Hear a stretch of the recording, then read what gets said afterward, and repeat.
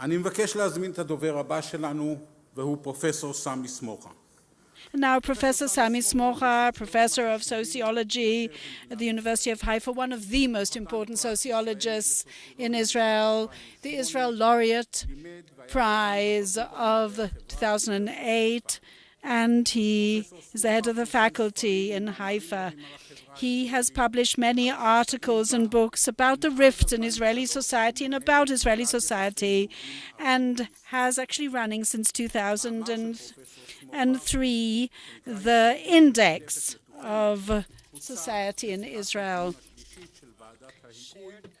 In his book, The Shared Bounded Israeliness article. In his article that he published, he says that there is shared bounded Israeliness, but there are a number of founding pillars to it, and he explains it. So here, when optimism was already taking over for me, which is not something regular for me, but you say that one shouldn't overstate all these various elements, because Israeliness is bounded, and unfortunately the possibilities for it to expand are truly limited. Well, is it more bounded or is it more shared? Professor Smooha, we would like to ask you for that.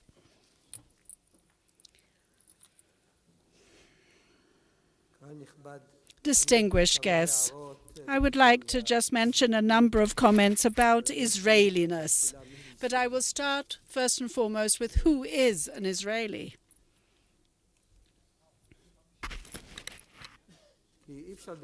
Because one cannot talk about Israeliness. I'd like to know first who belongs, who doesn't belong, who is an Israeli. That's one of the toughest problems of all. I think let's start by saying that all the citizens of the State of Israel, when you say an Israeli, including the settlers who live beyond the legitimate borders of the State of Israel, of course it includes the ultra-Orthodox and the Arabs, all of them are Israelis. But that's not simple. What happens with Israelis, citizens who live permanently abroad? Are they also Israelis? What about those who, according to the law of return, they are eligible to it? They talk about 15 million who are Jews, and they're eligible to the right of return, but should they come, and should they ask, could immediately become Israelis. We have migrants who have actually settled in Israel from abroad, who've come here to work. They're also Israelis. We've got the residents of East Jerusalem, and the law has applied to them, but are they Israelis or are they not? The Druze in the Golan Heights, the same story. So I think the toughest problem of all is vis-à-vis the Palestinians. The Palestinians in the West Bank and the Palestinians in the Gaza Strip, are they Israelis? Those who believe that this should be the greater Israel, the entirety of Israel, but do not propose fully fledged citizenship to the Palestinians. In other words, what do they want to do with them? Do they consider them Israelis or not? So when we're talking about shared Israeliness, we have to ask, shared with who? So in this short discourse, I would like to say that the Israelis are only the first group, those who are the citizens of the State of Israel, not including the Palestinians, not the Arabs in East Jerusalem, not the Druze in the Golan Heights, not including the Israelis who live actually permanently abroad, and they can vote for the Knesset if they come here in time to vote, but as far as I'm concerned, they're not Israeli. In other words, it's quite a narrow group. So when the president of Israel spoke about the 4 tribes, in fact, he said something which is a matter of principle. He doesn't actually affiliate the Palestinians with that. But he does also believe in the greater Israel. So it simply doesn't sort of tally. So when you speak about an Israeli, who belongs and who does not belong should be in the center of the discussion about Israeliness. Now, the Israelis can be divided, as the president said, into 4 groups. I accept his division because these 4 categories or tribes are what we call in the sociological jargon, these are deep rift groups. It's not just any rift, but a really deep rift between them and the central group of Israeli society. In what way are they separate from the central group? They are separate because there is a separation in the culture and in their institutions. Each one has their own separate institutions, and each such group has an objection to the existing government or regime, either because they negate the Zionist ideology or the borders of the country or its future vision. In other words, there's an objection, a very serious one, to the regime. And also they have a specific political clout that could in fact disrupt, if it is detrimentally affected, all our life here. It could be a disruption of that life. So these are groups of a deep rift. Now, but what happens to the Orientals? That's 40% of our population. Are they also considered a tribe?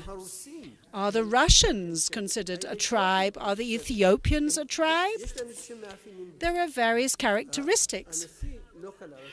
The president didn't include them as tribes, and I accept his diagnosis. I don't see them as a tribe either, because there isn't a deep rift between them and the majority group. So these 4 groups, they're not in an identical status, not from a demographic, cultural, political, or economic component or element. There's a majority group, a demographic one, which is over 40%. Sorry, I'm correcting myself, to over 60%.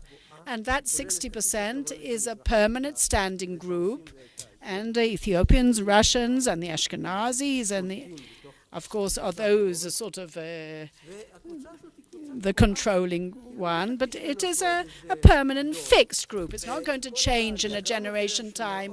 And all these diagrams that show that in first grade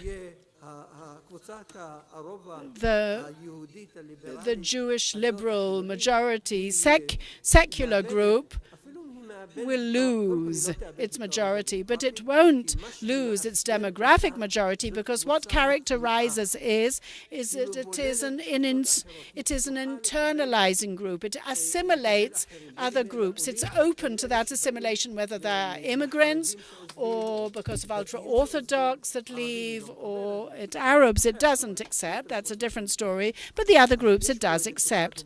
So there's a dominant group, and what characterizes this group is that it has lost its hegemony. Yes.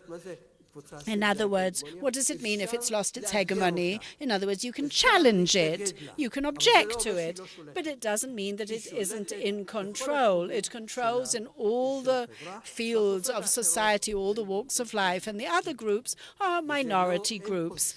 And there is no situation wherein these 4 groups need to have some kind of new agenda amongst them. But there are no minorities there. They simply don't exist in this reality. And it won't happen in the foreseeable future. Now, vis-a-vis these 4 groups, they have many shared issues, sort of a lot of common issues. There's a plethora of them, and in fact, here's a whole list of things that they do share. For example, acceptance of cultural, religious pluralism. In other words, the fact that there are 3 minority groups, so these groups, they will be given the right to be diverse, to be different, and to preserve their culture, and will have separate an identity and separate educational system, and there will be parties that will represent them. That is cultural, religious pluralism. And that's, by the way, not something self-evident that should be taken for granted. In Turkey, that doesn't exist, for example. And for example, many other countries in Europe even, there isn't such kind of pluralism. It was accepted here in the 50s in Israel, and just as they destroyed the Orientals' culture here in Israel, they didn't give them the right to be diverse and different.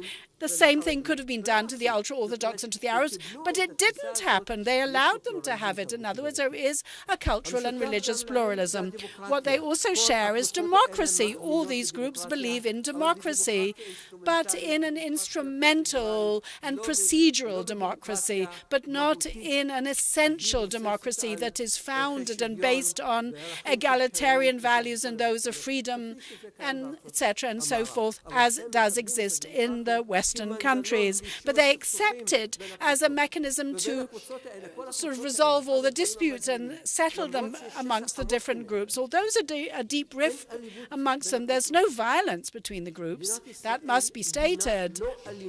Israel is not a violent state from the point of view of the relationships between the groups. Yes, here and there you have the October uprising, but I think in international terms, these are really sporadic. These are sort of very short and far between. So now everyone wants Israel to be a welfare state, and that's in opposition to the neo sort of liberal groups in Israel. They accept it and they even want to expand it. There are various ways of thinking, patterns of thinking that are shared by these groups. For example, values of study, enlightenment, academic studies, enrichment, competition. This is shared by all of the groups. Family values, very strong value in all of them, which is not Western, by the way, from its point of view of its character, and that's very typical of Israeli society, and other things that I won't go into now. There's even a consensus, an agreement of all the groups about the partition of this land, of this state. The whole idea of this partition belongs to all. It's affiliated with all those groups except for the national religious group. Only that group does not, but all the others accept the idea of the way this country, that the partition should take place, the separation. They don't see Palestinians as Israeli, as part of the Israeli essence. And there's even a greater consensus, a negative consensus between the right and the left and all the others, except for the Arabs, that they do not want to go back to the 67 borders, nor split up Jerusalem, nor give the right of return to the refugees, or will there be a sovereign Palestinian state established without restrictions? In other words, all of these groups agree on that, except the Arabs. But the Arabs accept, they do accept, on the other hand, the two-state solution for two peoples. So they say that this is a Jewish state, including the Haredim. They all accept that. But the Arabs, they don't see that as something that is ideal for them, as the Jews see it, as something desirable and that they wish for. But they accept it as a Jewish state with a Jewish majority, that things are run in Hebrew, and that its schedule, that its calendar is a Hebrew calendar, the Jewish calendar, and they've even learned how to live with it. And the last issue is the Hebrew language. Today, that is shared by all the groups, the Haredim, the ultra-Orthodox, the Arabs, as the language. Vis-a-vis the Arabs, it is their second language, but definitely accepted. Well, it all sounds pretty good, doesn't it? So that's the shared Israeliness. But this shared Israeliness is bounded. It has boundaries that are very difficult to actually break through. It is restricted, and there's so many obstacles, blocks upon that path, and it's very difficult to build an Israeliness that is expansive, extensive, and has solidarity embedded in it. And I will enumerate those specific issues. First and foremost, that is the character of the Jewish people. They have ethnicity, religiousness, and nation issues that are all together. All three of these prerequisites makes Jews who think about themselves, they think about themselves as a nation and a religion, because this rather rare combination. So their citizenship, which is the foundation of their shared Israeliness, is actually secondary to these groups. Why? Because what happened to the Jews of the diaspora, they slowly but surely started separating between religion and nation, state and religion. And the Israelis haven't done that.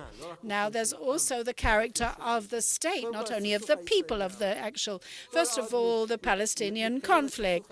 As long as that still exists, it is very difficult to build and expand the shared Israeliness. Because if you haven't got permanent borders, then you don't know who is within those permanent borders and who isn't. And you cannot actually know clearly and obviously who is an Israeli and who is not. Security, for example, really does dry up and drain so many of the resources in a welfare state. The Arab citizens are part of the enemy, quote unquote. And in all the surveys, all the polls that I've run, the other three groups, in other words, which is over 80% of the population, say that if you, as an Arab, identify yourself as a Palestinian, then you cannot identify with the state and safeguard and abide by its laws. In other words, to pledge allegiance to it and actually keep its laws and abide by them. But because of the Palestinian-Israeli conflict, there is a coercion, a compulsion that you have to be drafted to the army, but that splits up these groups. And, of course, in a society wherein there is a dispute, like the Israeli-Palestinian conflict, it means that the democracy is it is defending itself in so many ways and defending all the rights of its citizens. And then the whole issue of state and religion. In the state of Israel, there is the millet system. Anyone who comes in immediately is included into that religion. They can't extricate themselves from his affiliation and his belonging to that religion, because through that religion he receives his rights to marry, to divorce, and to receive his inheritance. What is this millet system? It not only incarcerates him within that, but it also stresses how important the religion is actually on the back of that citizenship. So in other words, the majority has this basically coerced upon it, and it creates a kind of buffer between them and the other minorities. And this situation, this condition of the religion here in Israel, creates an inequality between Jews, Arabs, men, and women. And the last issue is Zionism. It's not the actual official idealism of the State of Israel, but it is the idealism of the State of Israel. And Zionism says that Israel is a Jewish state, and it is the state of the Jewish people. 60% does not live here. They're not residents, and they're not citizens. But it also creates a situation where if you're not a Jew, what exactly your status is. But as a Jewish state, and it's the most important issue that really detrimentally affects the whole soul of democracy, they say that the role of the state is to safeguard Israel as a Jewish state with a Jewish character ad infinitum. In other words, you can't organize yourself into a group, associate as a group here in order to democratically, legally, non-violently change the character of that state. It's ad infinitum. Okay. So perhaps I'll conclude with that. I have more to say, but I will conclude perhaps with that. And stemming from this reason, because of this bounding of the Israeli, it is a restricted Israeliness. Because of these restrictions, it cannot actually, you can't suddenly split up. You can't change things. You can't do a lot to change it. You can't have shared education, for example. As a foundation, as a shared Israeliness, you need shared education. And even if you respect the other groups to retain their identity and their culture, but you can't have that shared education. You cannot change and abolish the millet actually system, because that is the foundation of that separation in the state of Israel. And you can't actually lead civic divorce and marriage, which sort of leaves people, that would leave people in more open ties between people. You can't change the order of the state, because everyone would object to the change of that. And you cannot actually have mandatory national, civic, or military service to everyone. And there's tremendous objection to that, not only of the Arabs, of the ultra-Orthodox as well. And that creates that shared foundation and that partnership and the sharing out of the burden. And you cannot actually abolish that whole society of the scholar, the Torah scholars, and force them to participate in the economy. And you cannot, and I haven't heard from that from any of the speakers, and you cannot bring the Arab political parties into any of the coalitions. And therefore, so you can't actually allocate the resources equally. And you cannot actually award national rights to the Arabs. And that, by the way, they do not suffice with budgets or civic equality. And what are those rights? That they would be recognized as a Palestinian minority, recognized as part of the Palestinian people with the same identity, and their identity should not be one of a foe, of an enemy, but one with allegiance to the state, that they would have cultural autonomy, that they would be in control of their education and their culture, whatever it may be. And there are all sorts of other things that are involved in all that, and the state cannot do that because of everything that I said. There are things that the state can do, and they were mentioned. There was a whole myriad of those things. I have a whole list, but I will suffice with that. Thank you very much.